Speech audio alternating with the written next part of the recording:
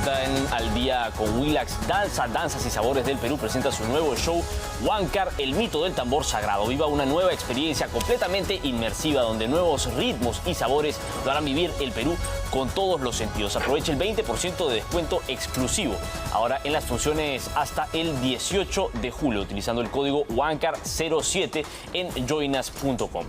Danza, el sabor de un buen espectáculo.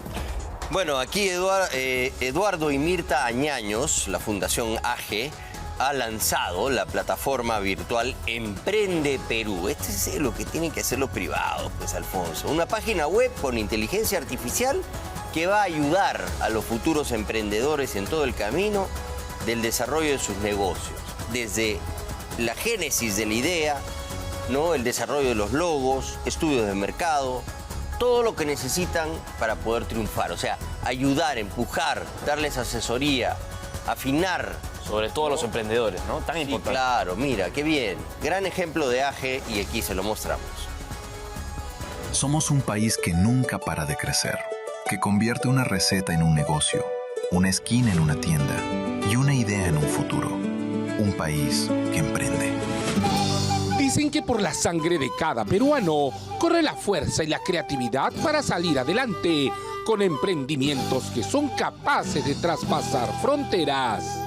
Y para que sus sueños se puedan hacer realidad más rápidamente, la Fundación AGE Eduardo y Mirta Añaños ha lanzado la página Emprende Perú, una plataforma digital creada para acompañar, capacitar e impulsar el crecimiento de los grandes emprendedores de nuestro país. Para que ellos puedan tener toda la capacitación, la fortaleza, la confianza de que sí van a lograr alcanzar todas sus ideas, concretizar sus proyectos. Una página que además contará con la presencia de Mirta, la inteligencia artificial que estará contigo en todo el proceso de tu emprendimiento. Gracias a todos ustedes por venir el día de hoy y acompañarme en este gran lanzamiento. Estaré siempre atenta y disponible para todos ustedes en Emprende Club. Es momento de despegar.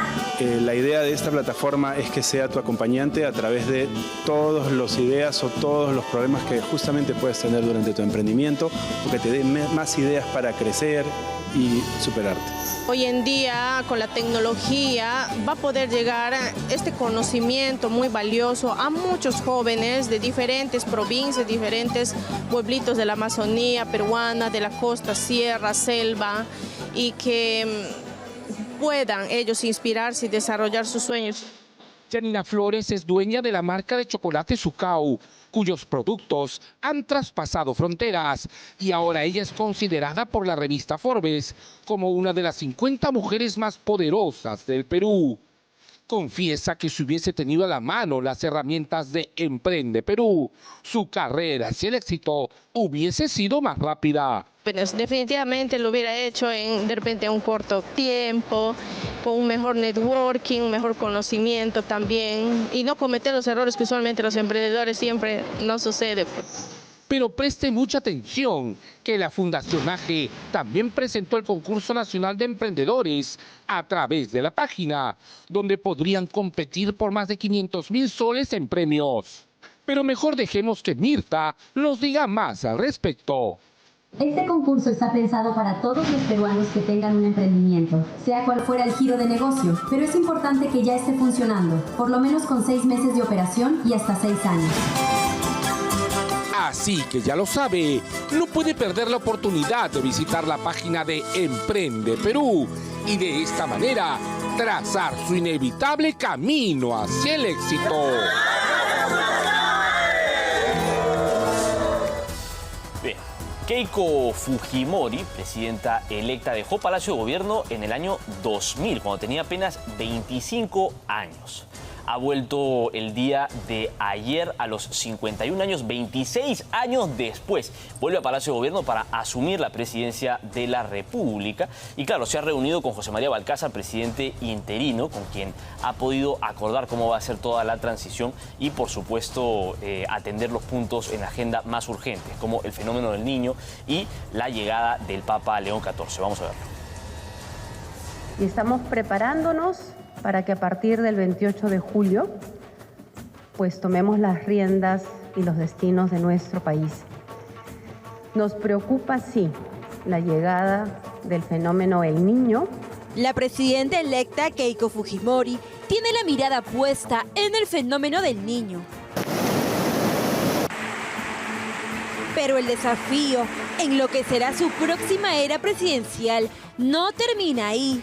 Pero entendemos también que nos encargaremos de llevar las riendas del gobierno por 5 años. Y en 5 años nos tocará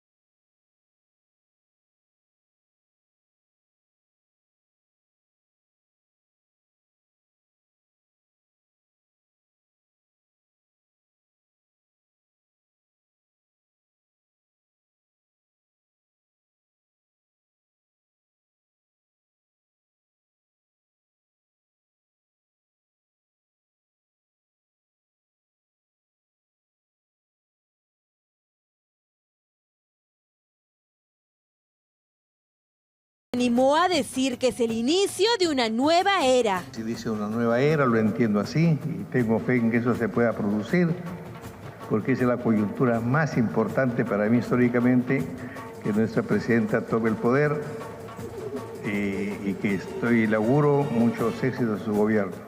Recordemos que es la segunda reunión protocolar entre Keiko Fujimori y José María Balcázar. La tercera y última podría ser la del 28 de julio próximo. Bueno, ahí sigue todavía tramando algunas artimañas José María Balcázar respecto del indulto a Pedro Castillo, ¿no? Ayer nos llegó información sobre una solicitud de todo su archivo penitenciario, cosa que es rara. Es extraño, ¿no? Sí, porque faltando tan poco tiempo, sobre todo. Parece que la Comisión de Gracias Presidenciales estaría contemplando alguna última posibilidad, alguna salida. No sabemos si habrán tratado el tema, ¿no? Beto Ortiz considera que es mejor tenerlo lejos. No sé, ¿tú qué pensarás? Creo que es un riesgo, ¿no? Liberarlo. Yo me pongo más cercano a Aldo Mariátegui en ese sentido. Creo que es una gracia innecesaria para un presidente que evidentemente intentó alterar el orden constitucional, intentó quebrantar el Estado de Derecho con un anuncio de golpe de Estado que, claro, si bien no llegó a concretarse, gracias a Dios, pero él es el comandante jefe de las Fuerzas Armadas, es una orden directa. Entonces, sí. es un delito que no puede pasar inadvertido, ¿no? Es cierto, es cierto. El ministro de Justicia pareciera que es un bastión ante... No va a firmar. No va a firmar. Si Borra no va a firmar, o sea, lo va a tener que sacar, poner otro, no sabemos cuál podría ser la figura. Hace poco estuvo Américo Gonza acá, lo habían voceado como, oye, te van a poner de ministro un ratito para que firmes, y se mató de la risa. Pues nadie va a hacer eso, porque incluso puede tener implicancias políticas después, ¿no? Lo pueden inhabilitar para la función pública o incluso hasta puede tener consecuencias penales, ¿ah? Así que mucho cuidado de hacer una maniobra ahí que después no le salga a cuenta. Pero ¿cómo será, no, el resultado final ahí del futuro del indulto? Pero ahora todos vienen a pedirle clemencia, ¿no? Todos vienen a Santa Keiko. A pedir favores, ¿no? Es increíble. Llega el fujimorismo al poder y todo se transforma a conveniencia de quienes lo necesitan. Muy bien. Vamos a escuchar lo que ha dicho Rafael López Aliaga en los últimos días. Está presente otra vez el popular Porky. Ahora ya no como senador ni como candidato presidencial, sino como candidato a teniente alcalde por la Municipalidad Metropolitana de Lima. Hay una fórmula que ya ha sido admitida, de hecho sea de paso el día de hoy, de Luis Rubio como alcalde de la Municipalidad Todavía Metropolitana. lo pueden tachar, pero... Sí. Me parece que ya va a pasar. Él le ha pedido a Keiko Fujimori priorizar la construcción de cárceles al estilo Bukele. Vamos a escucharlo. ¿Quién le dije a la señora Presidente? Cárceles. No, pero que no estén cerca de la población, pues la gente no quiere que la cárcel esté cerca de la población. Entonces, me dijo Rafael, voy a hacer el método Bukele. Voy a tener en El Salvador, se demoran 8 meses. Me dijo, yo lo hago en 7. Amén. Le dije, hagamos las cárceles en 7 meses. Bueno, es urgente, ¿no? Las cárceles son urgentes. Sí, o sea, claro, el desborde que ha habido de reos en los últimos años es alarmante. Llegó incluso a sobrepasar lo que el Tribunal Constitucional había previsto con el INPE en los últimos años, ¿no? Es una locura. El nivel de hacinamiento y de falta de control dentro de cada uno de los establecimientos penitenciarios es realmente bárbaro. Con el cuento, por ejemplo, de los bloqueadores de celulares, hace cuántas décadas nos tienen, ¿no? O sea, siguen liderando las bandas criminales desde la comodidad de nuestras cárceles, ¿no? Les damos de comer, los atendemos, los tenemos ahí, tienen todos los servicios y desde ahí llaman, extorsionan, lideran todas las bandas criminales porque no hay ningún tipo de control en las cárceles. Ahorita el INPE es más corrupto, no hay ningún tipo de posibilidad de que eso no sea totalmente reformado y que se hagan unas buenas cárceles para que sientan el peso, ¿no?, del castigo de la ley en el Perú. Por supuesto, ¿no? Es un poco el grito de Rafael López Aliaga desde, bueno, la posición que él tiene, no solamente como candidato, ¿no?, sino ahora también como líder de una bancada en el Senado y en la Cámara de Diputados. Recordemos que el Senado, si bien la presidencia de la República está ahorita en el ojo de la opinión pública, porque claro, es Keiko Fujimori la que asume, el Senado va a tener un poder bastante importante dentro de la política nacional. Super Senado, incluso. El Super Senado, que va a poder reformar todo lo que salga de la Cámara de Diputados, ¿no? Y va a poder incluso elegir miembros del Tribunal Constitucional, del Banco Central de Reserva, del Consejo Nacional de la Magistratura, perdón, de la Junta Nacional de Justicia, etcétera. Entonces hay que estar al pendiente y por supuesto es un llamado que hace Rafael López Aliaga con la urgencia que lo amerita, ¿no? Muy bien. ¿Con qué vamos? Vamos a pasar a más información porque claro, no es lo único que ha dicho Rafael López Aliaga. Sí, vamos a escucharlo. No es una trapaza, no la presidencia del Perú. No importa. Pero sí tenemos Congreso. Y tenemos poder en el Congreso. Y con ese poder, que es el único partido que lo tiene, el resto son difuntitos, son fijaditos, todititos, ¿no? Los Avanza País, los Podemos Perú, más los Somos Perú, son cadáveres. Son cadáveres, ya nadie lo quiere, ya. A partir del 1 de enero no existen ya. No tienen ninguna fuerza en el Congreso de la República porque ha sido expectorado.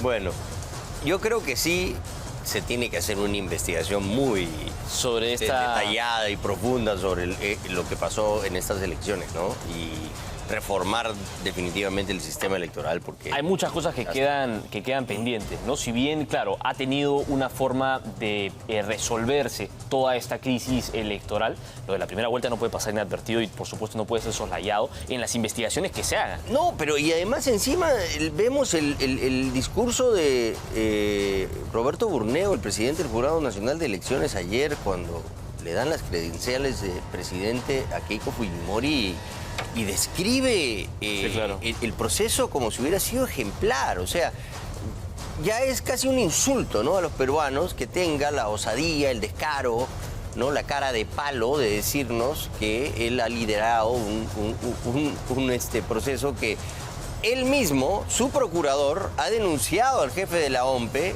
que ha tenido que renunciar en pleno proceso por 4 delitos electorales, uno de ellos gravísimo, que tiene una pena de hasta 10 años.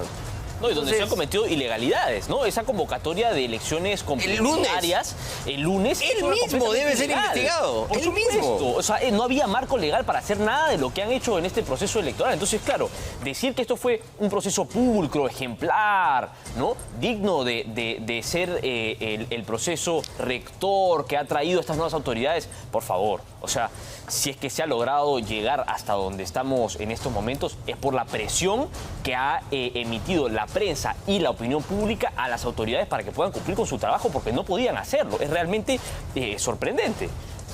Y por supuesto deja mucho que desear de las autoridades que tenemos en estos momentos y ver si es que no pueden ser reformadas. Ya ha sido descartado el candidato a jefe de la OMPE, pero sigue Roberto Burneo ahí. Hay muchas cosas que están pendientes por hacerse. Por supuesto, mucha cautela y mucha observación con las encuestadoras, ¿no? Esto que eso también tiene que revisarse definitivamente, porque terminan manipulando a la opinión pública y ahí hay muchísimo que revisar también, ¿no? Porque sobre todo en esta elección se hizo evidente cómo ¿no? el margen de error juegan y acomodan, y ahí hubo un par de errores que quedan todavía para la historia, que hay que revisar. Este discurso de que Ipsos es infalible, y que el conteo rápido es infalible, y que no se puede dudar, y que aparentemente fallaron con el cálculo, ¿no?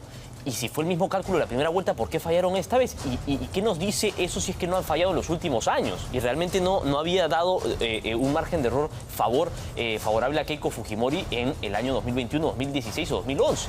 Entonces, claro, hay mucho que todavía revisar del proceso electoral, de las autoridades competentes en el sistema y, por supuesto, de lo que van a ser estas nuevas elecciones de octubre municipales y regionales.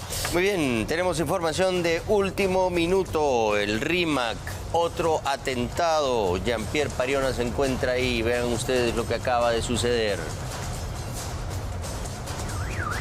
2 hombres en una moto. Sí.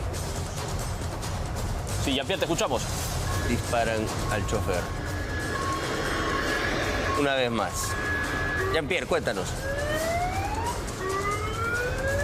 Así es, Augusto Alfonso, una nueva noche de terror para la empresa Translima, esta vez en la intersección de las avenidas Universitaria con Izaguirre. ¿Cómo sucedió este hecho lamentable? Y es lo que estamos viendo en pantalla actualmente. Son 4 impactos que llegaron a la cabina del conductor, de los 7 en total, los 7 balazos que dispararon los sicarios. ¿Cómo sucedió este hecho? Lo hemos visto en las cámaras de vigilancia que hemos podido capturar. Los sicarios aprovechan que este vehículo estaba en un paradero estacionado llenando gente como de costumbre. Estos sujetos llegan en una motocicleta, caminan por el costado del piloto, se posicionan adelante y en pleno movimiento disparan sin compasión cerca de 7 balazos. Lo vamos a repetir porque es realmente lamentable lo que acaba de suceder nuevamente contra una empresa, contra choferes de una empresa tan conocida como es Translima. Los pasajeros que se encontraban al interior tuvieron... Jean-Pierre, este es el segundo atentado que sufre Translima en cuestión de días, ¿no?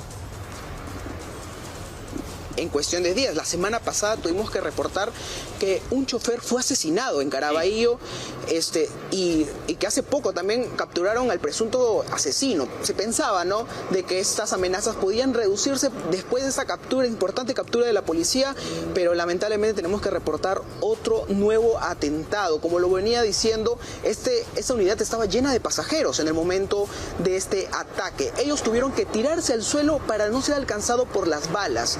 Sin embargo, el chofer de la unidad realmente se salvó de milagro de morir, porque el hombre en realidad identificado como Daniel Lizana Velitas, de 47 años, conversamos con su esposa y nos comenta de que la bala en realidad sí llegó hasta su abdomen, pero él, al estar fajado por un problema lumbar anterior, la faja hace que cambie la dirección de la bala y finalmente se aloje en una de sus piernas. Esto realmente le salva la vida, porque una bala en el abdomen realmente puede causar grave afectación, hubiese sido mucho más crítico, órganos.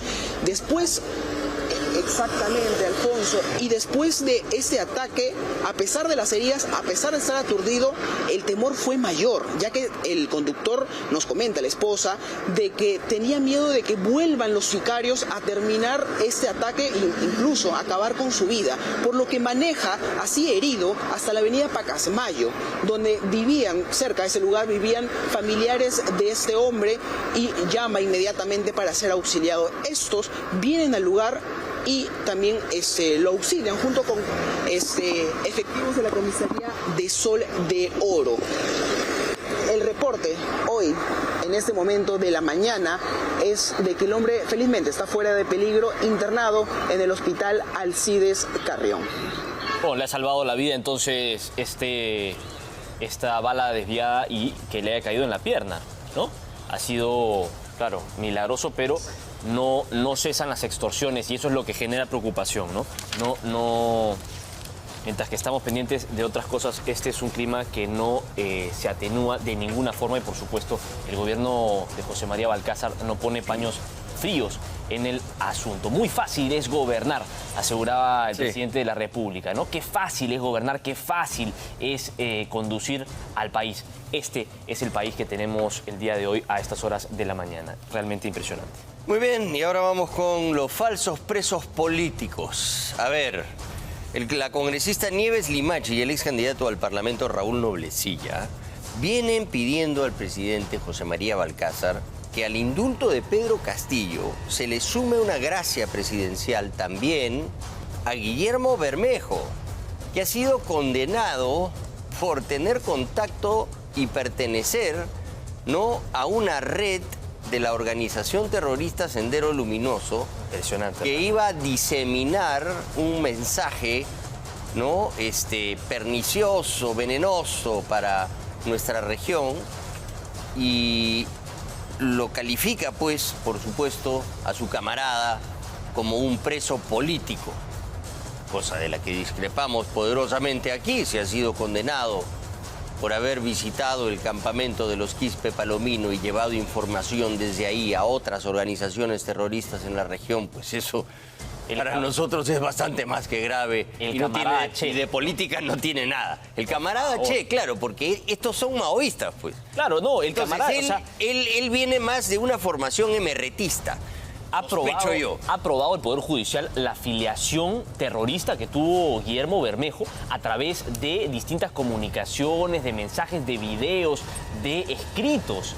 Todos esos son elementos de convicción que se han usado en esa sentencia que fue emitida el año pasado. Están los testigos, está el vehículo, está la ruta, está absolutamente todo. Entonces, claro, en el momento en el que lo paran al costado de Pedro Castillo, donde todavía puede entenderse, ¿no?, estos pedidos de gracias presidenciales o de indultos porque el golpe de Estado no llegó a concretarse, sin embargo sigue siendo eso un atentado contra la democracia. Ponerlo al costado de Guillermo Bermejo, un terrorista, es francamente una muy mala estrategia por parte de la izquierda, ¿no? Vamos a ver, por supuesto, todo el informe. Ahora el discurso de libertad e indulto no es solo para Pedro Castillo. Así que, presidente Balcázar, haga historia. Póngase del lado correcto de la historia y dé la libertad a nuestros presos políticos. Los gritos de presos políticos empiezan a resonar con la proximidad de un nuevo gobierno fujimorista. Y ese poquito que puede hacer Balcázar es darle la libertad a nuestro presidente Pedro Castillo, darle el salvoconducto a Betsy Chávez, restablecer las relaciones con el hermano pueblo de México, y no solamente a ellos, sino a todos los presos políticos por esta dictadura. Ya no piden solo una gracia presidencial para el mandatario golpista, sino también quieren una para Guillermo Bermejo, quien está preso por terrorismo, y un salvoconducto que le permita a Betsy Chávez salir del país. El argumento es el mismo, una prisión por ideas y no por supuestos delitos por los que están siendo procesados. Tendrían razón si es que, como señalé, no se les ha resguardado sus derechos, se les ha impedido ejercer algún tipo de recurso dentro del Poder Judicial o también de la Fiscalía, pero en tanto ello no ha sucedido, más parece un elemento discursivo, redireccionar la atención sobre una eventual persecución política que no configura en este tipo de casos. El abogado penalista Andy Carrión aclara aclara que para ser considerados presos políticos, tendría que configurarse un escenario en el que los acusados no hayan tenido un proceso justo en el que pudieran ejercer su defensa. Si, por ejemplo, la sentencia condenatoria ha implicado que haya ejercido debidamente su derecho de defensa, que haya tenido posibilidad de recurrir con todos los recursos posibles a las instancias pertinentes, y si, sobre todo, la judicatura ha habilitado esta posibilidad a los imputados.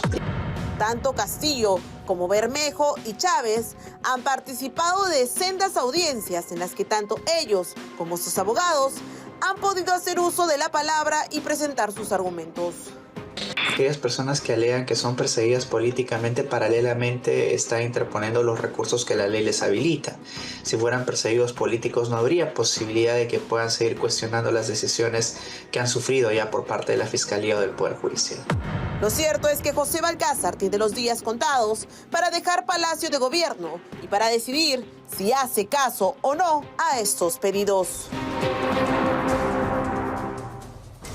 Bueno, francamente irresponsable, ¿no? Todos estos pedidos y, por supuesto, que hayan personas de la izquierda como Raúl Noblecillas y como congresistas de la República que lo apoyan. Ahora, claro, no es una novedad, ¿no? Ya los hemos escuchado en los últimos años victimizar a todos los personajes vinculados al Movadef, a Sendero Luminoso, incluso han conducido a Iber Maravilla donde está. Pero eso es lo que ha hecho Tito Rojas, el Movadef desde un principio, ¿no? Los ex abogados democráticos liderados por Alfredo Crespo inician, ¿no?, esta iniciativa en la que pedían la liberación de todos, ¿no? Claro. Los la amnistía, que ellos consideraban, sí, habían sido apresados en una guerra interna, un conflicto interno armado, que nosotros desde este lado consideramos que no. Fue un acto de subversión y terrorismo que desangró a nuestro país y que fue aplastado por nuestra buena acción militar, con evidentes excesos que fueron castigados en su momento, pero fueron vencidos. A ellos no le debemos ninguna explicación. Y si ha cometido acto de terrorismo, para nosotros eso es lo más vil y deben cumplir su condena hasta el final. Y es más, debería ser cadena perpetua, pero nos sometimos, ¿no?, a los antojos de los caviares del momento, y ahí tuvimos que otra vez hacer los juicios. Muchos se perdieron, muchos terroristas de Sendero Luminoso, miles, salieron libres en esa ocasión, y ahí es donde ya empiezan a organizarse y la verdad que han creado, ¿no?, toda una fuerza con su disciplina, pues, ¿no? Con su disciplina, y que finalmente nos ha traído a estos personajes y ha puesto a un presidente en Palacio, ¿no? Increíble. Increíble, ¿no? Y ahora trae a los diputados y a los senadores que estamos viendo y que, por supuesto, hemos investigado en Contracorriente, en Willax Noticias, en todos los programas de este canal, porque son francamente perfiles deplorables, ¿no? Personas que están vinculadas a este tipo de grupos subversivos que ahora están en el máximo poder del Estado. Hay que tener mucho cuidado con José María Balcázar, porque estos pedidos vienen de personas que han compartido el escaño con él en los últimos 5 años. Entonces, un presidente que trabaja de esta forma tan errática, ¿no?, que un día le dice a Hernando de Soto que sí va a estar en el gabinete presidencial y por la noche le dice que ya no, ¿no?, que tiene estas decisiones con Estados Unidos, y que Bernie Navarro, el embajador de los Estados Unidos, cree que ya está cerrada la compra de los aviones, y de pronto él dice que no, porque le parece muy caro, que atenta contra la soberanía, ¿no? Estas decisiones erráticas del presidente de la República tienen, por supuesto, un grado de peligrosidad frente a este tipo de pedidos por parte de congresistas de la izquierda. No olvidemos que Francisco Sagasti, solo 2 días antes del 28 de julio, cambió los requisitos en los cargos para los asesores presidenciales y le abrió la puerta a Bruno Pacheco, ¿no? Tenemos un antecedente entonces de los presidentes que hacen cosas días antes de dejar el cargo y que terminan por perjudicar todo el quinquenio siguiente. Ahora, esto sería en magnitud, ¿no? Es un buen punto el que haces. Lo de Bruno Pacheco efectivamente le cambió los requisitos para que pueda entrar, ¿no?, este sujeto que sabemos todas las artimañas que hizo después. Fue la modificación al clasificador de cargos del despacho presidencial, ¿no? A través de una resolución. El favorcito a su amigo el sombrero. Pero esto, o sea, liberar a Pedro Castillo tendría pues una ola de consecuencias muy grave. Rospigliosi dice que no puede ya convocar porque están en la transición entre el Parlamento unicameral y el bicameral y que él ya cerró la casa el 24 de junio. Pero no puede haber un vacío de poder, pues así como cuando un ministro renuncia hasta que no juramenta el siguiente, él sigue siendo en la práctica, ¿no? El ministro. Igual, los congresistas, si hay una urgencia, si hay una sospecha poderosa de que puedan liberar a Castillo, podrían hacer un pleno extraordinario, ¿no? Y removerlo, poner a un presidente que nos garantice que no va a pasar eso al menos hasta el cambio de mando y punto, ¿no? En los días que quedan, ¿no? Menos de 2 semanas le quedan a José María Balcázar y estamos en esta incertidumbre. Pero es increíble. Realmente, no, es impresionante. Ahora, salen ahora los traductores del indulto, ¿no? Como Rosa María Palacios, que nos vienen a decir que esto va a traer paz, serenidad, unión, ¿no? Para el país, que el indulto del presidente golpista, ¿no? Traería un nuevo estado de calma. Vamos a escucharlo. Bueno, la izquierda sí, haga lo que haga Keiko Fujimori, la izquierda va a odiar porque, digamos, están asociados a finalmente quienes derrotó su padre, ¿no? Y metió a la cárcel. Ahora, es impresionante el fenómeno de Pedro Castillo, ¿no? Porque, claro, preso por un mensaje a la nación que todos hemos visto, Augusto, que todos hemos podido corroborar sobre la magnitud de las cosas que estaba diciendo y a pesar de eso hay gente que cree que es una víctima y un personaje como Roberto Sánchez que no tiene nada, ¿no? En su cabeza no tiene nada en cuanto a propuestas, no tiene nada en cuanto a ofrecimientos políticos, llega a segunda vuelta solo con el sombrero. Es increíble. Entonces, eso. ¿qué tanta significancia, qué tanto poder tiene realmente Pedro Castillo o el castillismo en general, ¿no? Es impresionante el símbolo, para evaluarlo. ¿no? Es el símbolo de el campesino olvidado, ¿no? del pueblo, ahí personificado en este personaje, sí, analfabeto, que tiene problemas en conjugar y que no sabe hablar bien y que es ignorante, pero es nuestro, caramba. Y es legítimamente uno de nuestros representantes. El otro era un farsante, por eso no tuvo arrastre, ¿no? Entonces sí, a Pedro Castillo lo ven como que llegamos finalmente nosotros, ¿no? Con todos nuestros defectos. El hermano se jacta de ser analfabeto. Sí, claro. Se siente orgulloso de no saber leer y escribir. Dice, yo aprendo de la universidad de la vida. Entonces, ¿qué hacemos con ese tipo de mensaje a nuestra juventud? En fin, pero es difícil, ¿no? Es legítimo la conexión que tiene, legítima la conexión que tiene Pedro Castillo con la gente que representa en el sur. No lo es en el caso de Roberto Sánchez. No. Claro, y fue una campaña realmente de una magnitud superlativa, ¿no? La de Perú Libre en el año 2021 con el simbolismo del lápiz y no más pobres en un país rico, etcétera. Cosas que evaluar, ¿no? Pero claro, la postura frente al indulto es algo que genera controversia porque ¿podría dar paz al gobierno de Pedro Castillo realmente, como dice Rosa María Palacios? Beto Ortiz se ha pronunciado también al respecto a propósito de lo que ha dicho la periodista de La República. El único premio que tendría Keiko para darle a ese 50% famoso es la libertad de Castillo. Yo estoy seguro que a ese 50% le preocupan 50 cosas más antes que la libertad de Pedro Castillo. A ese 50% que no ha votado por Keiko, le preocupa más que no lo extorsionen, que sus hijos vayan a colegio, que haya salud, que no tengan que amanecerse en los hospitales, que haya que comer mañana. Eso le preocupa. Yo le garantizo a la señora Palacios, al señor Nieto y a todo el caviaraje nacional que a ese otro 50% que no votó por Keiko le importa 3 pepinos la libertad de Pedro Castillo. La verdad es que para Keiko sería mucho más fácil que lo indulte Balcázar, a indultarlo ella.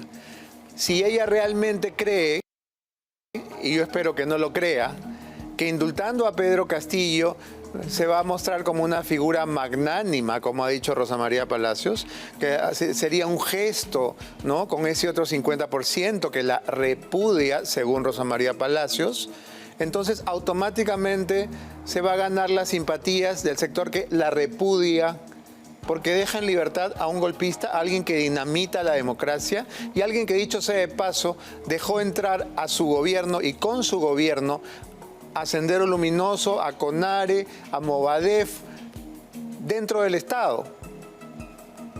Eso es lo que está tratando de hacer Keiko Fujimori, y lo estamos discutiendo hoy, que es el aniversario del atentado absolutamente sangriento y cruel de Tarata. De verdad, yo espero, y en este programa hemos hecho todos los esfuerzos para que entren en razón y no cometan esa estupidez monumental de darle libertad a un sujeto que tuvo la desvergüenza y la desfachatez de salir en televisión nacional a ordenar que se destruya la institucionalidad en el Perú. Y nadie le hizo caso. Felizmente, gracias a Dios, nadie le hizo caso. Pero eso no lo hace menos culpable. Como trata de decirnos Nieto. Porque Fujimori fue un golpista exitoso. Sí, pues. Sí, lo fue. ¿Y cuánto tiempo estuvo preso el golpista exitoso? ¿Y cuánto tiempo está preso este golpista Chacra? 2 años. ¿Y cuántos estuvo Fujimori? 17. Ahora me dirán, no, pero no estuvo por el golpe de Estado, estuvo por la cantuta, etcétera. No, Nieto Montesinos tratando de trepar, ¿no? Es verdad lo que dice Beto, ¿no? O sea, este tipo de excusas y de relativismos frente a lo que fue el día 7 de diciembre, este llamado, ¿no?, a desconocer la Constitución y al quiebre en el orden constitucional con un golpe de Estado y una reorganización, ¿no?, de todo el aparato estatal, como lo anunció Pedro Castillo, no puede ser soslayado, no puede ser menospreciado, ¿no? Porque es, al fin y al cabo, un intento antidemocrático, un intento por gravísimo, atentar contra el país. Entonces, claro, eso no se puede soslayar. Y claro, quizá sea más, no sé si conveniente para Keiko Fujimori, porque yo creo que de salir Pedro Castillo va a ser un férreo opositor y quizá vaya a liderar una corriente de... Pero se va a México con su familia, Keiko revierte el indulto, como hizo Alan García con el de José Enrique Cruzillat, se puede. Hay además ese precedente, ya no puede regresar.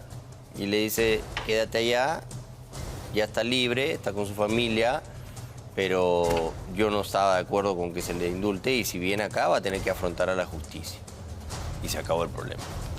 Y te aseguro que una vez que empiece a gozar, ¿no?, de los... de las seres, de los subsidios de AMLO, y de los cariños. O sea, comer un poco de piña asada, sí, ¿no? Unos tacos al pastor. Se olvida del sombrero y de todas las y de todos los problemas de acá en el Perú, y Roberto Sánchez solo no hace nada. El único que quedaría es Antauro para la resistencia dura y el etnocacerismo. Pero bueno, ¿quién es el que ha presentado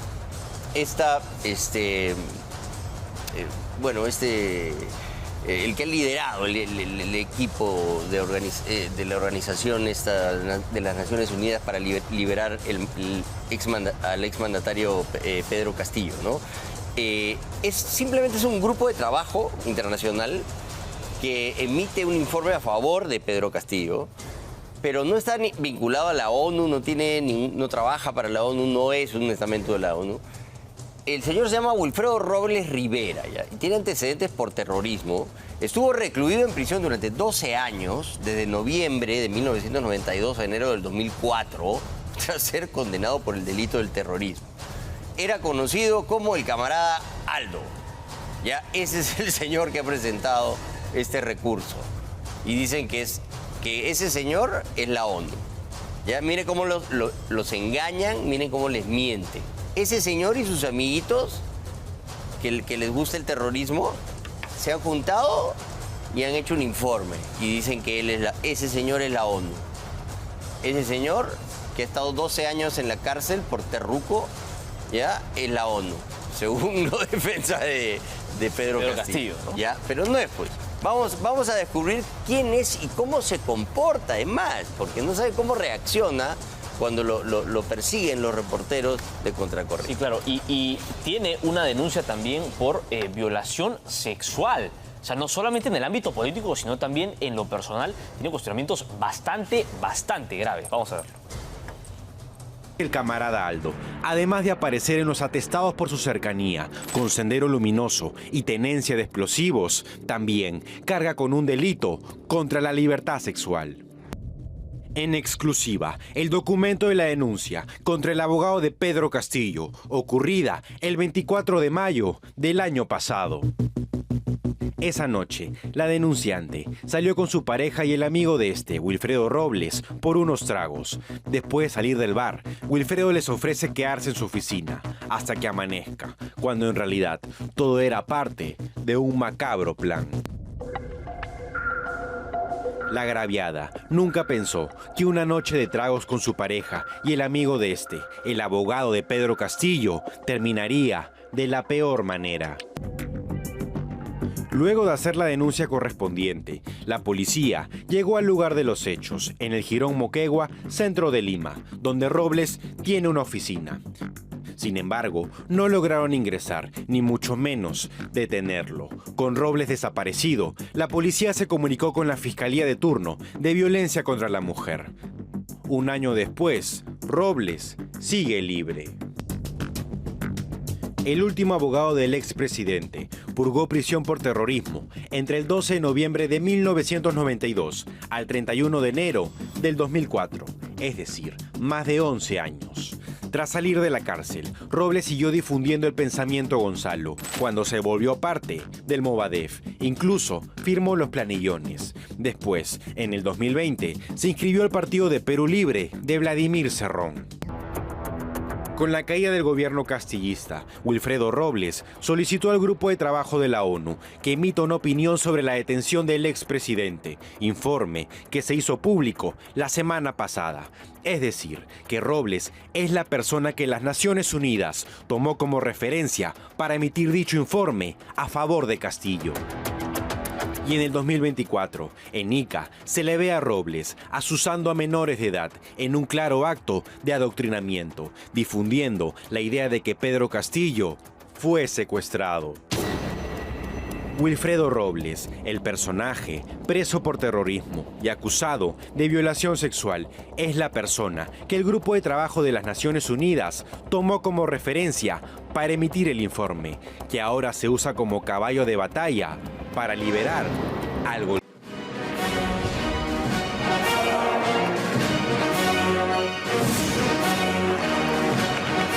Hola, bienvenidos a BioCaviar. Un poco preocupante la evolución del Producto Bruto Interno en mayo, porque solamente se ha crecido 1.8% cuando se venía a tasas de 3%. Esto es por una caída brutal en la pesca, menos 73%. No hay anchoveta, no hay pesca. La pesca se ha caído y eso también ha golpeado en la manufactura primaria, ¿no? Miren, la pesca de 333.000 toneladas que se pescaba en mayo normalmente, se ha pescado solamente 31.000 toneladas. Se venía creciendo bien, ¿no? 3.2 de enero a mayo. Podría algunos decir que es por el susto también de las elecciones, pero no, parece que es el Niño y que es la pesca. Así que nos vienen meses duros porque la agricultura y la pesca sufren muchísimo con el Niño y ojalá Dios quiera que la infraestructura tampoco sufra, ¿no? Porque yo le digo, el año 83 las lluvias en Tumbes y Piura fueron impresionantes, parecía Gaza, cómo quedó Piura con esas lluvias. Melcochita ahora es naranja, pegó un grito ahí en la entrega de credenciales, ¿no? El cómico Melcochita pegó un grito apoyando a Keiko Fujimori, pero se ha olvidado el hombre que él estuvo con las chalinas verdes, estuvo con Susana Villarán, para que vean qué interesada es la gente.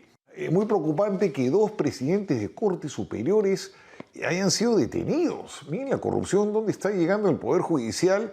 Uno es el presidente de la Corte Superior de Apurímac, el señor Tinco, y hay otro señor que ha sido detenido, me parece que el apellido es Luque, de Cajamarca. O sea, dos presidentes de Cortes Supremas de provincias, que pues es la máxima autoridad de la justicia.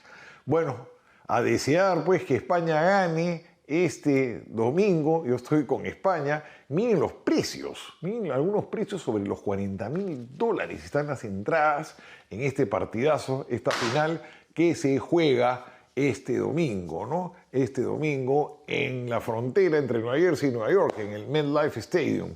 Vamos España, vamos la furia. Los argentinos no pueden ganar, demasiado favoritismo ha habido con ellos, aparte que están insoportables y ganan 2 mundiales seguidos. Y como todos los viernes quiero cerrar recomendando libros que ustedes pueden adquirir en la librería Entre Páginas. Entre Páginas que la puedo ubicar en Puruchuco, Larco, Mall del Sur, Terminal Terrestre, Megaplaza Norte. En cualquiera de estas librerías y Larco, en cualquiera de estas librerías pueden adquirir los libros que les voy a recomendar. Y esta semana les voy a recomendar 2 librazos que deben estar en toda librería, en toda biblioteca, mejor dicho, en toda biblioteca de una casa. Y son 2 libros muy buenos, de los cuales se han hecho muy interesantes películas. El primero es El retrato de Dorian Gray. El retrato de Dorian Gray es un libro apasionante, es un hombre que accede a la eterna juventud, ¿no? Sus vicios quedan reflejados en un cuadro. Él termina pues envileciéndose, haciendo cosas terribles, y eso se refleja en el cuadro, y es una historia realmente interesante, muy bien escrita por este gran novelista, dramaturgo que fue Oscar Wilde, poeta también, irlandés. Escribió obras notables, ¿no? La balada de la cárcel de Reading, para mí, a mí me parece una extraordinaria poesía, mejor aún si la pueden leer en inglés. Muy bueno también las obras de teatro, ¿no? Salomé, El abanico de Lady Windermere, La importancia del más Ernesto, un hombre de frases cortas, brillantes, muy ingeniosas.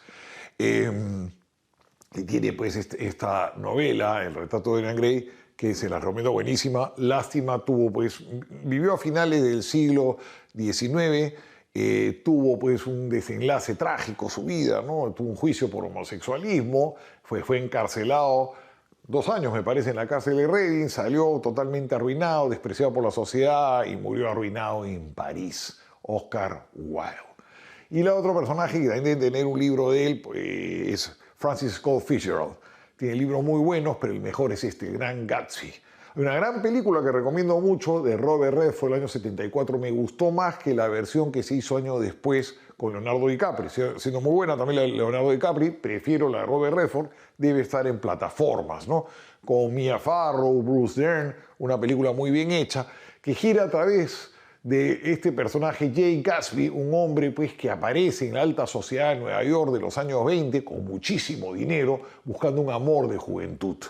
No un amor frívolo de juventud, porque ella era una mujer tremendamente frívola y es un drama tremendo, pero muy interesante porque retrata muy bien los años 20. Fueron años pues, de mucho dinero, de la posguerra, después de la Primera Guerra Mundial. Estados Unidos tiene un desarrollo brutal, hay un enriquecimiento tremendo, se relajan también las normas morales, a pesar de que hay pues, la prohibición de beber alcohol, se bebe alcohol, hay plata raudales, la bolsa no deja de crecer. Todo acabó trágicamente con el crack del 29 y los años 30 que fueron durísimos, pues la depresión para los Estados Unidos.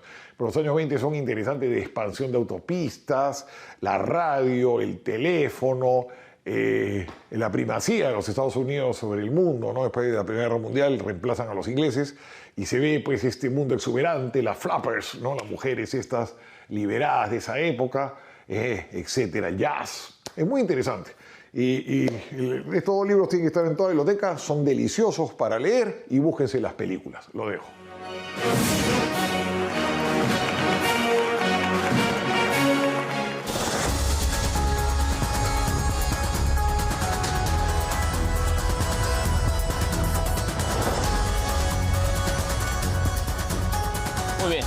7:03 de la mañana iniciamos una nueva hora informativa, Augusto. Estamos de vuelta en el día con Willax. Ahora sí, empezamos con lo que sucedió el día de ayer en un rinconcito medio caleta en el Congreso de la República. Le hicieron una condecoración y le colgaron su cuadro de presidente a José Gerí. Y bueno, todos ahora están solicitando también que se le dé la pensión vitalicia. Pero ya hay un criterio que se ha normalizado, que ya está regulado, y es precisamente para evitar que las decenas de presidentes que vamos produciendo a lo largo de nuestra historia republicana vayan cobrando pensiones vitalicias que no les corresponden. Y parece que el criterio es que si no eres electo por el pueblo, no te corresponde la pensión vitalicia. Por ejemplo, Ollanta Humala y Alejandro Toledo sí reciben pensión vitalicia, pero está embargada porque ellos tienen que pagar una reparación civil. Ahora, José Gerí, Balcázar, que pidan pues pensión vitalicia, es algo que no corresponde, ¿no? Y menos que lo pongan en un cuadro, pues, a Gerí sobre todo porque salió de una forma poco decorosa de Palacio de Gobierno. Acusaciones bastante incómodas, ¿no? Acusaciones incómodas, contrataciones controvertidas también con funcionarias que, claro, lo habían acompañado desde el Congreso de la República, desde el despacho del presidente del Congreso hasta Palacio de Gobierno, pero que habían estado durante muchas horas con él, altas horas de la noche, etcétera. Ahora, claro, este pedido de pensión vitalicia cae en un precedente, ¿no? Que es el de Manuel Merino, Francisco Sagasti, que ya fueron negados en su debido momento por este Congreso saliente, y que José Gerí no descarte, ¿no?, pedir también una pensión vitalicia solamente por los 3 meses que ejerció la presidencia de la República. Bueno, deja mucho que desear, ¿no? Vamos a ver, por supuesto, lo que ha sido esta crónica, no solamente de la posibilidad, de la puerta abierta que deja el exmandatario, sino también de la condecoración que hubo en el Congreso de la República en los últimos días. No contento con una condecoración, José Gerí podría buscar tener su sueldo de por vida. Todavía no lo estoy evaluando porque estoy concentrado en otras cosas, ¿no? Un parlamentario ha señalado que meditará seguir los pasos del mandatario José Balcázar y solicitar este beneficio por haber gobernado poco más de 4 meses. Esta noticia no ha sido bien tomada por algunos de sus colegas. Ningún presidente vacado, ningún presidente censurado, ningún presidente que haya llegado por sucesión constitucional, siendo en su calidad de presidente del Congreso, puede y debe recibir una pensión vitalicia. Sin embargo, hay quienes aún justifican su reconocimiento en los pasillos del Parlamento. Creo que la historia es una sola y quien ha sido electo presidente del Congreso tiene la posibilidad de poder hacer una develación de su placa. El congresista de Fuerza Popular, Arturo Alegría, apeló tal vez a esa amistad que se plasmó alguna vez en una fotografía y aseguró que Gerí tiene todos los derechos de un expresidente de la nación. Creo que sí es importante ponerle un orden legal, constitucional a este tipo de pensiones, pero nuevamente creo que primero hay que esperar que las instancias pertinentes emitan una opinión y luego seguro quien conduzca el Parlamento tendrá que tomar una decisión. Bajo este escenario cabe recordar el precedente del excongresista Manuel Merino, quien asumió la presidencia de la Nación de manera transitoria en el año 2020.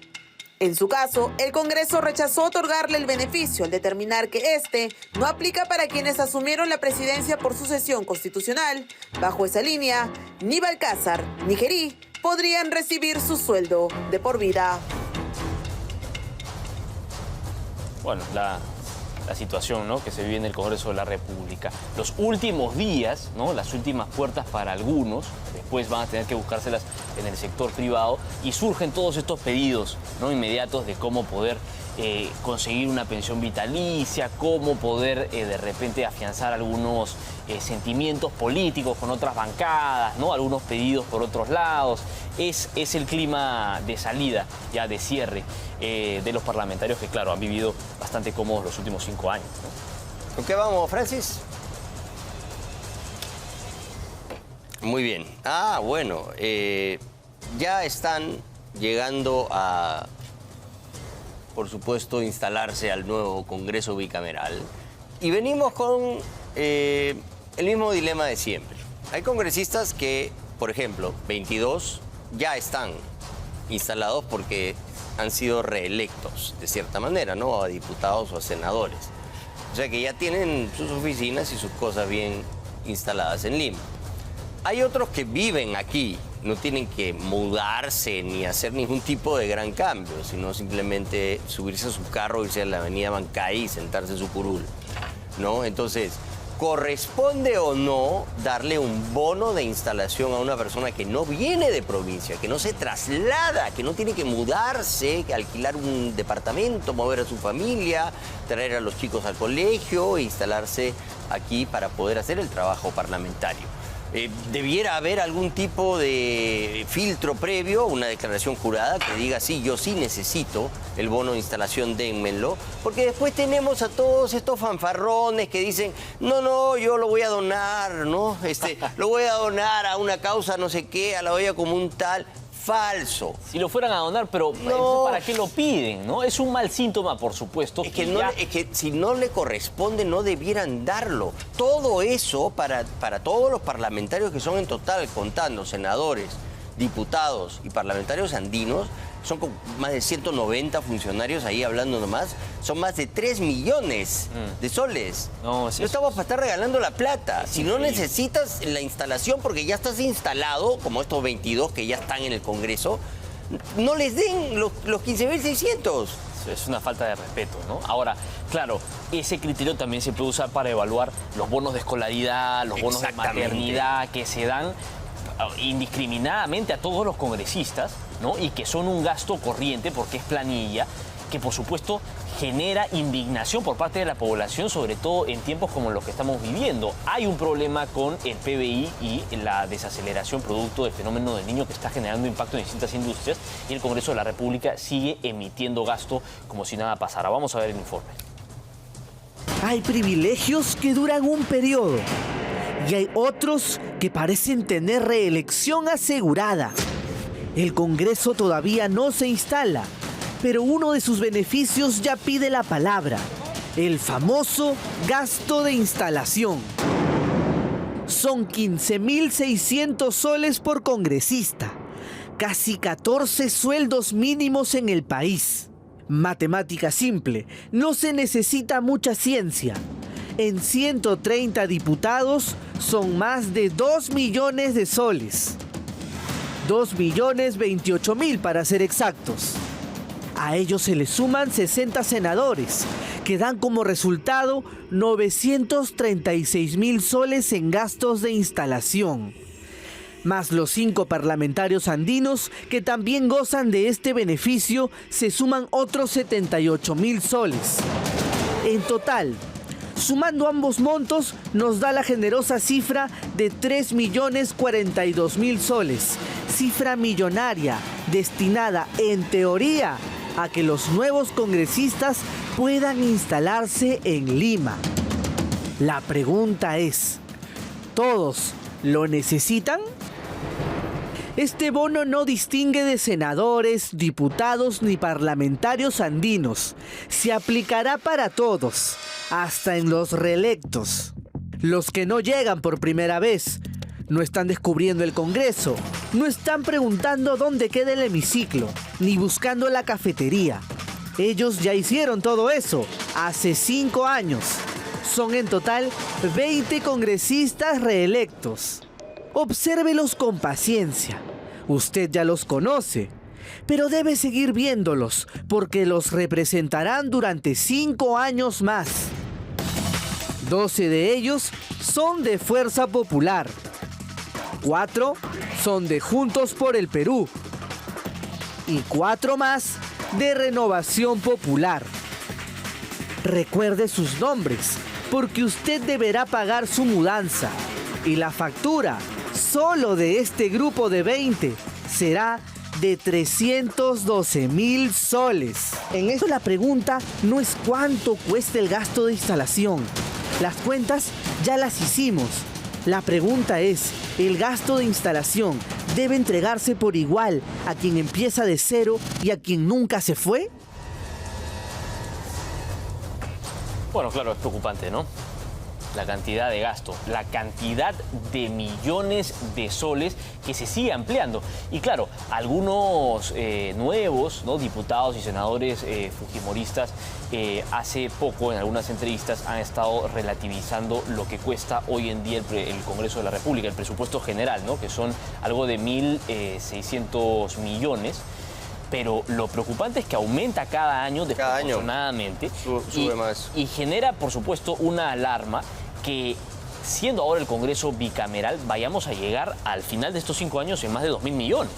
Bueno, si se ha ampliado, ¿no?, el funcionamiento del Parlamento, si se ha agrandado para poder mejorar y afinar y que sea más precisa nuestra representatividad y nuestro sistema de legislación, en buena hora, que lo pago.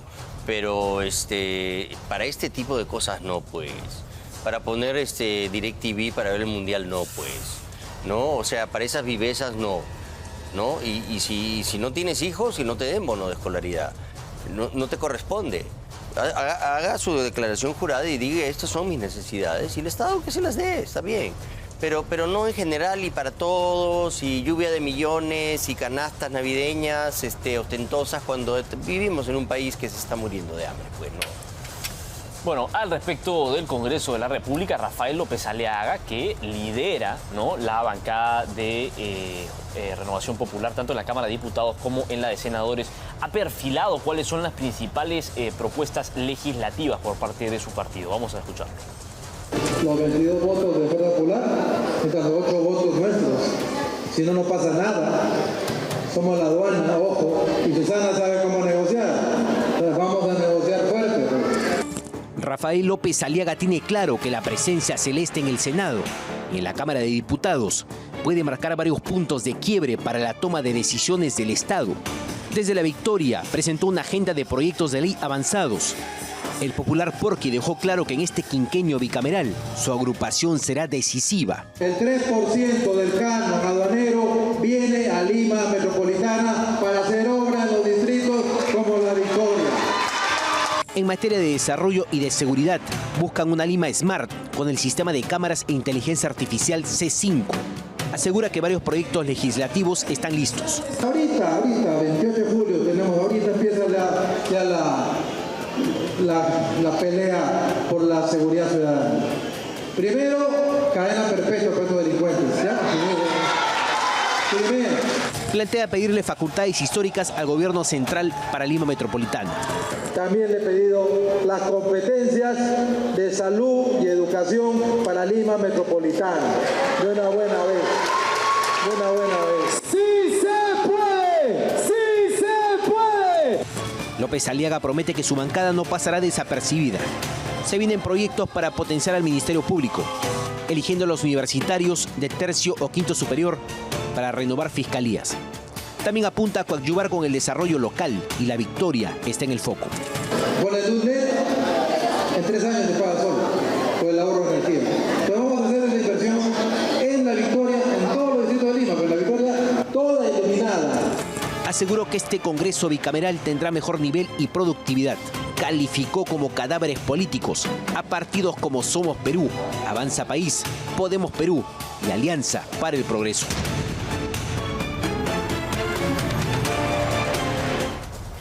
Bueno, y Jaime Delgado, ¿no?, siempre preocupado por el tema de la defensa del consumidor, es un senador de Ahora Nación. Él sostiene que la mesa directiva de las cámaras de senadores y diputados del nuevo Congreso debería estar encabezada por bancadas distintas a las de Fuerza Popular. Él piensa que no deberían darle esa facilidad inicial, ¿no?, que muchos recomiendan sería lo mejor para echar a andar al país con mayor flexibilidad y rapidez ante todas las crisis que se nos vienen, pero no es lo que opina Jaime Delgado sobre lo que se viene. El ex candidato presidencial del Partido del Buen Gobierno, Jorge Nieto Montesinos, considera que la presidencia de ambas cámaras debe estar en manos de la oposición. Él ha propuesto al Partido del Buen Gobierno y a Juntos por el Perú. Sin embargo, la izquierda no le ha hecho mucho caso. Vamos a escuchar lo que dijo ayer. Claro, ya ha conversado con Roberto Sánchez, ¿no? Y aparentemente no le ha hecho mucha gracia a Roberto Sánchez que ahora se sume Jorge Nieto Montesinos a este intento de oposición en la Cámara de Diputados y de Senadores, ¿no? Le ha dicho algo así como, si no estás de acuerdo, no entras a la coalición, como niños en el jardín de primaria, increíble. Sí, pues. El día de ayer, ¿no? Bueno, no, el día de ayer se ha evaluado lo que fue la convocatoria, ¿no?, para la marcha del 15 de julio por parte de Juntos por el Perú, que, a decir verdad, ha sido la menos concurrida de las últimas. No era una marcha, parecía un paradero en hora punta, ¿no? ¿Qué es eso? ¿Tú qué ves ahí, una marcha o parece la avenida Bancay así cuando está... Unas cuantas personas haciendo cola gente, para algo. Colmena es, ¿no? ¿Dónde están? Sí. Parece un paradero, está esperando el colectivo.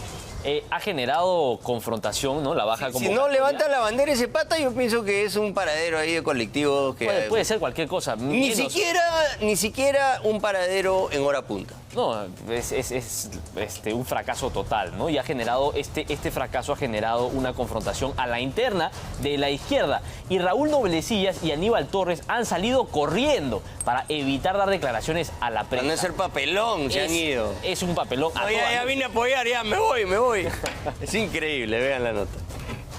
Prometieron el oro y el muro.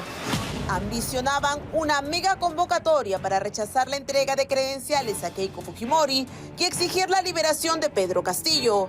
Sin embargo, solo lograron esto. La gran movilización solo fue dentro de su local, donde los ánimos terminaron en crispa. Esto generó la furia de los pocos simpatizantes que se quedaron afuera sin poder ser escuchados. El reclamo por aquellos que estuvieron en la primera vuelta y que hoy les han soltado la mano primó en lugar de los gritos de libertad a Castillo. Será por esto, tal vez, que culminado el pronunciamiento en el interior del local, salieron por la puerta falsa y sin dar declaraciones. ¿Por qué creen que no han tenido el nivel de convocatoria? Muy bien, se retiran entonces del local partidario de Juntos por el Perú el señor Aníbal Torres junto al señor Raúl Noblecilla. Y así están las cosas en la izquierda, 7:24 de la mañana. Y a estas horas le doy la bienvenida a Santuza Mamani. Ella es representante de los artesanos de Puno. Nos acompaña hoy en Al Día con Willax. Muchísimas gracias por acompañarnos, señora Mamani. Buenos días también a toda la población, a usted también. Muchas gracias por la invitación, estamos a disposición. Gracias a usted por acompañarnos. Puno es una región muy importante en este contexto electoral porque incluso dentro del fujimorismo se considera que han logrado obtener una cantidad de votos que no habían conseguido en las elecciones pasadas, ni en el 2011, ni en el 16, ni en el 21. ¿Qué es lo que está pasando con el sur? Pareciera que hay una suerte de reconversión hacia los distintos polos políticos. ¿Se podría hablar de eso?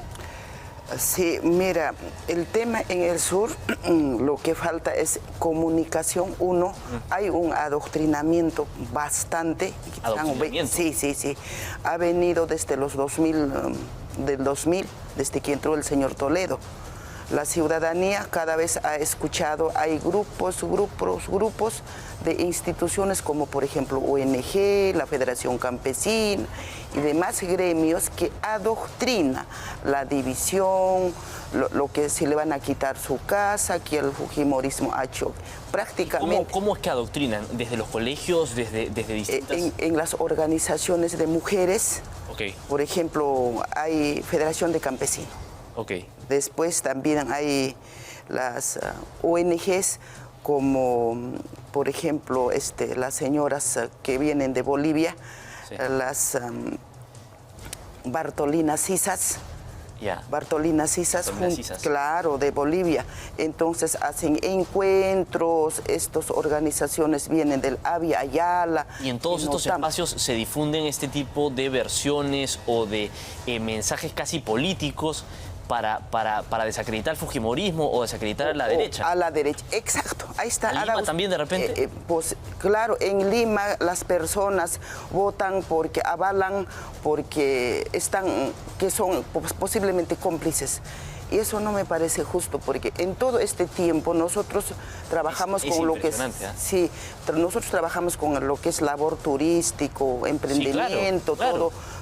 Mire, muchos años, yo luchando en estos 21 años o 23 años por la defensa del sector emprendedor, de la manufactura, de los gremios, que necesitamos vivir en paz, vivimos, por ejemplo, transformando nuestra materia prima, del turismo. En cambio, hay otra fracción que también están metidos por ahí, pero por cualquier medio, ya sea en el Día de la Mujer, por Día del Internacional Indígena. Y eso está notorio. Yo sé que en la capital vienen otras informaciones. Es como estos días, yo estoy unos pocos días acá y ya no sé qué está pasando allí. Entonces, también hay medios de comunicación, tarde, mañana. Claro, está la información un poco aislada desde aquí, ¿no? Ahora, hay distintas personalidades que en los últimos meses, ¿no? A propósito de la campaña, hemos visto que se embanderan de la defensa de Puno, que se embanderan de ser ellos los verdaderos representantes del sur, como Brígida Curo, como los distintos miembros de Juntos por el Perú. ¿Son ellos realmente hombres de pueblo, personas, mujeres que están en contacto con la población o son falsos líderes? Claro, pero eternos dirigentes. Eternos. ¿En cuántos años? Cada gremio, la organización civil tiene 2 años de vigencia para estar en el cargo. Luego se tiene que cambiar las juntas directivas. Pero eternos está en las hojas de vida que tienen, en que todo el tiempo. Entonces, ¿cómo enseñan a la población enfrentarse que la derecha tiene la culpa, por ejemplo, en este caso, ¿no? Que siempre los partidarios, o sea que no, pues como se dará cuenta, ahorita hay 3 miembros del Juntos por el Perú. Claro. ¿Por qué? Y son docentes. Clarito está. Ahora, y el otro tema, uno, por ejemplo, de Fuerza Popular, no podías poner una bambalina. El ataque es que es lo que habrán escuchado, que Fuerza Popular, el fujimorismo es malo. Es algo que... ¿Qué pasa, por ejemplo, si una persona, un artesano, un bodeguero, una persona decide poner una banderola de Fuerza Popular o poner una pancarta de Keiko Fujimori en Puno? Allá ha estado prohibido, definitivamente. Atacan. Vienen, sí, atacan. Es capaz de quemarte la casa. Es capaz. ¿La casa? Claro. Si del señor Ancachi lo han quemado en Ilave siendo congresista su casa. Usted ya qué puedes pensar, si en tu delante están haciendo estos amedrentamientos, ¿qué puedes pensar? O sea, no puedes respirar una palabra de Fujimori, una palabra del emprendedor. ¿Qué le parece? Eso es indignante para mí, porque el Perú es libre, independiente.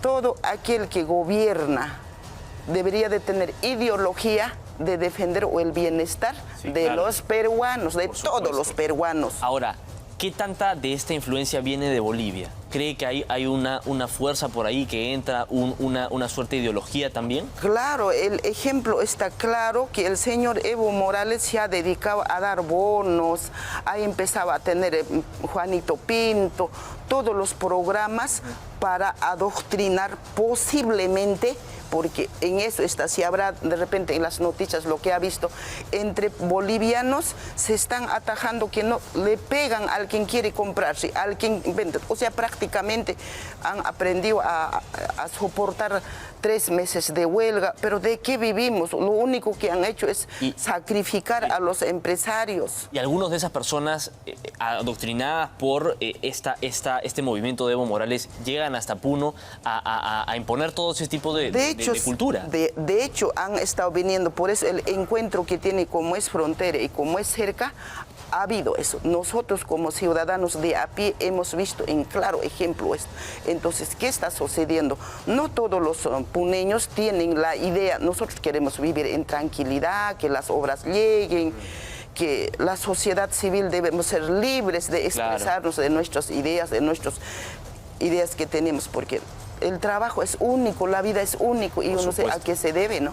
Se cree a diario, señora Mamani, que el sur es de izquierda, es de una izquierda radical o recalcitrante.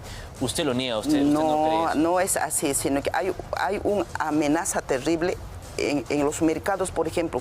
Yo siempre digo, el señor Peter Castell entenderá la interpretación, y sus berrinches ha hecho que la población se levante y los inocentes han tenido que enfrentarse. O sea, lo están usando inocentemente en las comunidades, desinformado, viven las personas y lo inducen a la huelga. Pero ¿y por qué no son responsables también? Por ejemplo, hay dirigentes de los 4 zonas. Nosotros hemos pasado esas amenazas. Claro. Hemos tenido que trabajar, por ejemplo, para defender la democracia así, prácticamente como hormigas. O sea, ¿en qué tiempo vivimos? Como le digo, en Puno, en la región de Puno y en las comunidades no puedes respirar por la libertad. Yo he hecho algún aporte de la campaña y yo quiero agradecer y valorar también a la señora Fuerza Popular, a la señora Keiko, que me ha dado la confianza de acompañarle para esta vez en candidatura. No estoy la primera vez, ya son la segunda vez,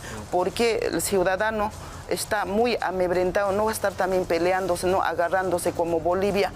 Entonces soportamos, ¿no? Pero también se tiene que escuchar, tiene que haber una investigación de repente, porque sí, los ciudadanos le van a informar cómo está pasando, a través en los mercados a punta de multa, en las comunidades a punta de multa.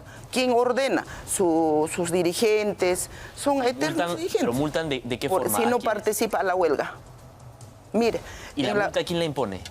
Su dirigente. A todos los que no acatan. No acatan, multa. O en los mercados hay que sancionarlo. Y yo lo he vivido en esa formación, esa forma de vida. ¿Y esos dirigentes a quiénes responden? Justo a este señor es del lápiz, más antes, como verá usted, porque cree que han salido cuántos representantes del partido. 2023. Del 2023, de los anteriores. O sea, han avanzado, pues que también para eso tiene los ciudadanos también permiten de no investigar. O sea, se escucha el rumor, pero no se llega a la población a ver qué está pasando. Sería importante investigar esto. Claro, qué interesante todo lo que nos cuenta señora Mamani. Ahora, hablábamos de el lápiz, ¿no es cierto? El señor Peter Castell, como se le dice, Pedro Castillo. Hoy preso en el penal de Barbadillo, y que lo conversábamos con Augusto Sondayk hace unos instantes. Aparentemente tuvo un impacto, una adhesión de mucha gente en el sur efectiva. O sea, la gente logró conectar con esa imagen de maestro chotano, de maestro rural, que parecía representar al pueblo. Y quizá esa es la razón por la que Roberto Sánchez logra tener mucho éxito. Sin embargo, Roberto Sánchez no tenía nada.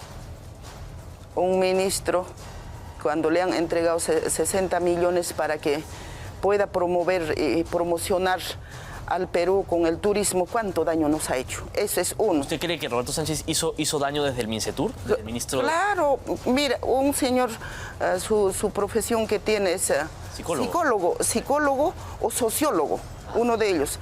Entonces, en vez de cumplir con sus funciones, en vez de servir a la población, lo que ha hecho es dividir y poner en enfrentamiento entre peruanos. Y eso merece el Perú, ¿no? Ahora, cada campaña, este enfrentamiento. ¿Por qué cree que ha avanzado? ¿Por qué cree que el señor Lápiz ha tenido? Ahí tenemos al señor Flavio Cruz. Cualquier podía pensar que va a ayudar, va a aportar, pero cuando dice, no puedo admitir que un docente puede votar por la derecha. Está en las historias. Sí, claro. Entonces, ¿qué podemos pensar? La educación que tiene. El señor Pedro Castillo, es que el ciudadano... Flavio Cruz ahora está como ministro Imagínese, de Trabajo. Para 15 días. ¿Y qué va a hacer? Para estar en un cargo, yo vengo como líder, el líder tiene que cuidar a la masa, viene en su representación, no viene para beneficiarse personalmente, tener su sueldo, mira cuánto ganan, pero la población... ¿Está solucionado el sur sus problemas? La pregunta es eso. Se han hecho gobierno desde los 2000, empezando desde el Toledo, entonces supone que habrán beneficiado al servir a la población. La pregunta es ahí. ¿Han solucionado? ¿Qué recuerdo tiene Puno, señora Mamani, de Alberto Fujimori? En las zonas alto a Puno, Alberto Fujimori ha llegado 153 fechas a la región de Puno. Y hay las obras que ha hecho, por ejemplo, el binacional, la hidroeléctrica de Sangabán. ¿Fue el último presidente que inauguró obras por allá? Así es. Hasta ahora, obras de envergadura grande, que sea visible, que beneficie a la sociedad civil, no se ve. No hay. Por eso es que hay desconfianza y el otro va pues con el que nosotros, no señor, para estar en el gobierno tienes que conocer y atender a esta necesidad. Pero como no se ve, entonces del dolido, renegando, y culpa es solo Fujimori. Si se han caído de cabeza es Fujimori, así no puede Pero ser. eso entonces es porque se los enseñan, o sea, porque como usted nos estaba diciendo al comienzo, es un adoctrinamiento, no es un tema racional. No hay una serie de argumentos que avalen o que digan Puno está resentido con el fujimorismo o con Lima por tales y tales motivos. No, es un tema de adoctrinamiento que, como usted dice, viene de Bolivia, viene de otras zonas. Lo han adoctrinado en contra de Bolivia, en contra del Alberto Fujimori, del ingeniero, en paz descanse, el mejor presidente para los pequeños emprendedores, para los alpaqueros, para los artesanos, para los MIT. Ahora hay bonanza.